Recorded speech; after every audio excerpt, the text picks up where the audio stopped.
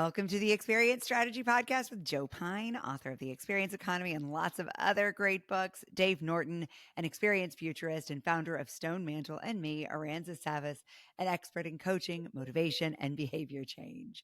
Each week, we bring you a trending story from the news and share our hot takes. This week, we're talking about an article from the Wall Street Journal. Title is AMC Post Narrower Loss as Sales Surge. Revenue in second quarter climbed to $1.4 billion, topping Wall Street's forecast of $1.34 billion. This article is by Connor Hart. And Joe, you proposed this one. So what were you most excited by or interested in on this one? Well, obviously it's the narrowing of the loss. That's big news. But one of the things I found interesting. Low bars around here. That's right. If I just thinking back to the pandemic, right, or the Corona crisis, as I like to call it, when things finally opened up, like Disney World opened up at 25% capacity. Guess what? 25% capacity was hit immediately, right? When it went up, everything that opened up was immediately hit to capacity because we so miss these experiences that we couldn't have, right? That fundamentally, that's what happened, is that it killed the experience sector of the economy more so than any others. You still get goods and services and so forth. And of course, there's one exception, and that was movies. Movie theaters did not fill to capacity. Movie theaters were still far apart. Partly it's, by that time, at least the people who read widely understood that your chances of getting it outside are basically nil, right? Unless somebody just, sneezes or coughs right in your face. Exactly. Other than that, it's nil. Blow COVID in your nose. Right. I sneeze my COVID in your general direction. So partly it was because it was inside, right? And you're within 4 feet of other people. But I remember, like, the first movie we went back to, they were self-limiting because they put spaces between, or you couldn't be that close. You're at least further than the proverbial 6 feet, which didn't have any basis in science either during that time. But even today, it still has not come back. And the primary reason is lack of great movies. They partly it's the shift to streaming, or the streamers, create movies and don't put it out there. Partly it's the reticence of them to spend a lot of money marketing, some big movie and not have people show up. But I think the first, if I remember correctly, the first movie that said, "Hey, you create something great, we'll come," was Maverick. Right, with Tom Cruise, and it was a great movie, and people did show up. And then you had Barbieheimer, and you had all these other things, and we're the point that, hey, it really is the content and lack of great content that keep people from coming back. So it did, as you see, what AMC really accelerated what most every movie theater chain was doing before COVID, which is what you might call the premiumization of it, that they kept adding things that would make it more of a premium experience. The chief executive of AMC, Adam Aron, quoted here at the end of the article, says, "Even before the industry box off roared back to life in the second quarter," well, again, that's a little overstatement, "we recognize that state-of-the-art..." back. Right. "We recognize that state-of-the-art laser projection, more comfortable seating, expanded food and beverage offerings, and a growing focus on premium large format and extra large format experiences make visits to our theaters even better." So yeah, if you improve the offering, if you make the experience better, then you're going to get more experiences, and the more value you provide, the more you're able to charge for it as well. I mean, it's just like, I don't know, it's like economics 101. So I don't understand what took so long. Yeah, I mean, I will challenge the great content problem. I think there's a lot of great content being released in streaming, and it is a matter of how we're choosing to release and how we're monetizing the attention of these viewers. So we found that they will watch even more if we lock them onto their home screens And we've really incentivized the membership model for that and disincentivized leaving your house and going and having an experience. So I think the real delta and the real problem is the other one that you touch on here, which is there wasn't a great experience to go sit in an icky, sticky, dirty room in the dark with probably some super uncomfortable seats with the spring poking you in the butt for 2 hours instead of your cushy Yeah, couch. Lance, you haven't been to movie theaters since the 1980s, it sounds like. I mean, really, a lot of them were pretty crappy. Yeah. And they have gotten better. Yes, but I think they still can bring directly from your playbook, they can bring more theater to that experience Right. and make it That's a great way to something put it. that isn't easily replicated at home. Yes, I might miss my favorite blanket on my favorite spot on the couch by going to the theater, but what are the rewards for spending the extra money to get out and Yeah. have that wonderful Well, experience? I don't. The only thing I might or would miss is the actually wonderful popcorn that my wife makes, but we sneak it into the theater, so no problem there. But That's nice. So you're not contributing to that I was economy. I remember one time when they had one of those issues with shooting in a theater. We had a policeman at a local theater, and they went to look at every bag, and my wife goes up sheepishly, and she has the most wonderful sheepish look in the world. Gets her through a lot of things, and and unzips the bag. He looks at the 2 bags of popcorn in there. Closes it, gives it back to her. I wasn't dissing the content of streaming, although it's not nearly as good as most. So now I will diss the content of streaming a little bit. It's not as good. I was dissing the content in the movie theaters that they didn't have the best run movies. Well, I Weren't. mean, I think it's all from the same pool, right? And then they're just deciding which distribution channels to use. But yeah, To a degree. Yeah. I think when you're saying great content, what I'm hearing underneath that is highly theatrical content that is better on a bigger screen. So it's When that really next about screen size and immersion. Yeah, it's not solely. It's not. We generally don't go to the biggest screen sizes, so it's not solely that. But yes, there. Some of the things like Mission Impossible on an IMAX, I'm sure is absolutely wonderful. Well, Uh, yeah, I'm just talking about the we're only mentioning Tom immersion. Cruise movies, but Yeah. even the more quieter films, even the one A Quiet Place, for example, if that's the right term for those horror movies. But even they have always been better seen in a movie theater because you're with other people. Because when you laugh, others laugh, and that makes you laugh more. And cry more, and all of that. It's amplified in there when you're in a big crowd, and it's really what movie theaters so good is actually that communal experience. Dave. Well, so speaking of community, did either one of you go to see a Minecraft movie? No. Nope. So I didn't either, but it did $1.9 billion in global revenue. It was only in the theaters, and evidently is the most memed about. It's being called the Rocky Horror Picture Show of the Gen Z generation, because people who would show up and have their costumes on, do all of the fun things. There's a part in it where Jack Black, I guess, goes chicken jockey, and everybody goes crazy about it.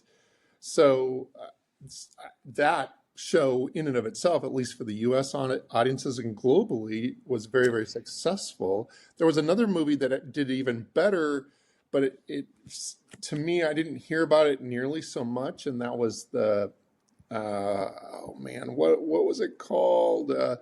Neja 2 or Neja 2. So it's got a kind of an Asian kind of show that did almost $2 billion in sales. Hey, friends, I am so excited to share that Feedback Now and Stone Mantle are giving away a free pilot program to bring your real time data idea to life. We get it. We know there's a lot of clutter in experience data and how hard it can be to pinpoint the real issues. That's why we're excited to introduce you to Feedback Now, the world's best company for real-time feedback. They process over 130 million customer opinions every year in over 50,000 unique locations around the world. Companies who use Feedback Now see an average increase in satisfaction of 15% in just 6 weeks. They're the real-time choice for sentiment data collection for some of the world's best airports, retailers, and hospital systems. Why? Because they don't just capture immediate customer sentiment. They help you see the patterns in your data. No amount of AI can compensate for not having real customers giving you real-time insights into your experience. That's what Feedback Now with a little assistance from Stone Mantle does. Want us to help you with your real-time data idea? Just go to their website, which we've listed in the show notes, share your idea for a project, and we'll reach right back out to you. Wait, I never even heard of it. I know. Follow movies. So, but only you would have to know everything about these mystical creatures and so forth. You're gonna have to spell that for me because I don't even know where we're going. Yeah, exactly. Not that. NE space ZHA 2, number 2. Uh-huh. It's a mythological saga about two characters that share the same. That's probably a body. worldwide number then, at 2 billion for that. Yeah. Yeah. Well, it's That said, it was released in February and it's still playing in Sheepshead Bay. yeah. So it's doing fantastically well, and so Mission Impossible, which also came out, was actually Yeah, I third think or those are fourth. Chinese numbers that you're seeing. Yeah. I think Mission Impossible was actually third or fourth, which I went to see because it, to your point, needed to be seen Right. in a theater, and so I do think that there were some really powerful things that were happening at that time. So I want to talk about what you just said about the Minecraft movie because it goes back to something Joe said that I was really excited to talk about, which is that he said he was talking about this communal experience. Now, most of the time when I have been to a movie theater in the last decade, there have been 2 other people in the theater with me, maybe 3 on a wild day. It is not a communal experience. It is me in a bigger room with my husband and children. So not feeling the great communal benefit that you're talking about in those experiences. However, when you talked about Minecraft as a Rocky Horror, Right. it made me start to answer a question I had in my own mind after listening to Joe, which is what should these theaters be doing? What should these movie makers be doing to drive people into a shared experience and therefore a shareable experience so that it's reaching more people via social platforms? And I think what you're saying there about the Jack Black moment is probably the big secret to how that gets unlocked in today's. Yeah, I just saw this morning on the entertainment news that I think it's Netflix is bringing a animated K-pop movie that's done famously well. Oh, it's been huge. It's bringing all it my to movie children theaters. watch. K-pop Right. Demon Hunter. Yeah. All right. Well, Their well, friends come over, they it watch the is whole series 2 again. nights only, and sing along version. Oh Right. my gosh. And people sing Brilliant. along with it. Now there's your communal experience. yeah. Brilliant. No, that's We've exactly right. actually we paid a premium last year to go to a sold out movie theater event featuring a very small a relatively small singer originally from a Scandinavian country whose name I still can't say correctly because my kids correct me every time, but her name is, I think, pronounced George. Love. And the theater was packed, but then afterwards we hung out in the lobby for an hour because my kids made friends with other people in their fandom that they're still in touch with. So thinking of these as ways to bring fandoms together, but also to take these viral moments and then share them with other humans IRL. That is what everything we were talking about last week about why experiences are going to thrive in a world of AI produced content. It's because of that. It's because of these Yeah, shared yeah, experiences. and I noticed that the director for the Minecraft movie was Jared Hess, whose first show was Napoleon Dynamite. Uh, I And, loved that movie. you know, and it's uh, like talk take about one look at your Aransas, you know you would love that talk, movie. talk I just like about look like a character from You do, Napoleon you oh, Dynamite. do. It's a, it, Thanks. it It's was where I get my style it inspo. was again, the Rotten Tomatoes review was like 47%, which I don't even think Napoleon Dynamite did that well when it comes to the critics, but when it comes to being viral and memeable and quotable and all of that, I think they picked the right director because he he has a way of really helping the actors do just exactly that, and it was very successful for him. So great, Yeah, and I mean, great pick. actors, sure, but what this is really about is their social media teams who are getting the Sure. right snippets out onto TikTok and getting them in front of enough eyeballs to create virality and shareability. Yeah. And it's interesting to me that we get to use that word shareability in such different and complementary ways here. And it's probably something all experienced strategists in all industries should be thinking about, how to create moments of bringing humans together for shareable human experiences that are also massively shareable in social channels via viral moments. so to uplift the conversation, elevate the conversation to what all experienced strategists need to think about is it's the entire offering. It's how you bring everything together. It's the stage set, which is what they're talking about here at the Mhm. AMC theaters. Is that we're greatly improving the stage set. We're going to make it a much nicer place to go. You'll love coming here, and but recognize that then the core experience that plays out on that stage has to be great as well, Mhm. and you have to see it, and you have to, and then what you're talking about with if you can make it a communal experience, if you make it shareable, as you say, that you can. One of my principles is mix in the media that people want to do and encourage that and provide places for it. Then you're going to extend that experience, and the chances that people come back are going to be greater. The chances other people are going to learn about it and say, "Hey, that looks like a great experience. I want to Mhm. experience that for myself." All of that is going to go great way up. Yeah. What I think is interesting too is that it doesn't rely on premium content necessarily. So, I my new hometown here is also the hometown of the filmmaker Kevin Smith. He grew up, of Clerks. course, in filmmaking and is a great lover of film. And so, beautifully poetically, when he returned home after living in California, he bought our town movie theater.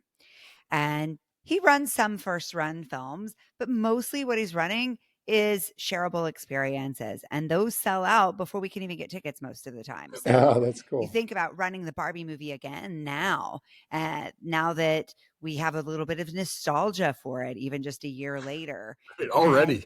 yeah, well, or doing it as a quote along for the Great America Ferrera monologue, right? Or Yeah. doing sing-alongs for movies where that sort of interaction is largely discouraged in the experience, right? Uh, Old farty people have for the Hey, longest hey, hey! time I was directing that at you. No.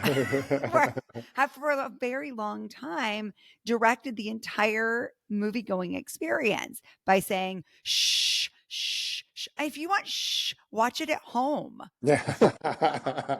That's hilarious. Oh, we Right? talk we Like talk far more at home than we do in the movie theaters. right. But But we shouldn't talk in it the movie be theaters.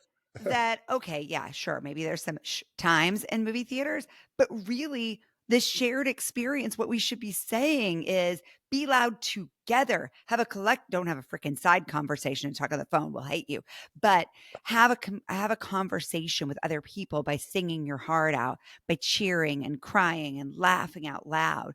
That's what they should be talking about, Yeah. not shh. Yeah, no, I agree with you. It's funny, I did go see Mission Impossible in the theater, and Now I want to Tina watch it. and Tina actually reserved the tickets, and she got the new cocoon based seating where it's like a little enclosed box, and then you sit all the way She back would. just for You, just for you each newlyweds, couple. of course she would do that. Yeah, for each couple, and Newlyweds. it was super cool. Like it was the exact opposite, but what I was surprised at is the number of people who brought blankets, who brought Mm. pillows, who brought, like, they were like camping out for this movie. Fascinating. Did they bring their CPAP machines? Huh? Did they bring their CPAP machines? No, no, no. But the seats had massage capabilities in them, and they Okay. had heat and all kinds So the of crazy tagline for stuff. Play that one is magic fingers. home, but better. Yeah, yeah, yeah. All at home with a really big screen. So there's kind of like two totally Yeah. different experiences going on. Modes. And there's Yeah. people that were sitting in the regular seats that were in the It's a back. great Yeah, explanation yeah. of modes, right? I don't Yeah, need more yeah, information on that, yeah. Dave. I like Yeah. that. Designing for modes. All right, guys, this is exciting. And I'm excited to see what this industry does, but also what some of these insights might mean for other categories. As always, when we're talking about a really specific category, we're we are looking at this through the lens of all categories. Dave, Joe, and I have the great privilege of getting to work with folks across many different categories and see what's working across categories. And so we hope that whatever role you were in and whatever company you are working in or whatever company you want to work in, you're capturing some ideas for how to make that experience a higher time value and more meaningful. Thanks for listening. We'll talk to you next week.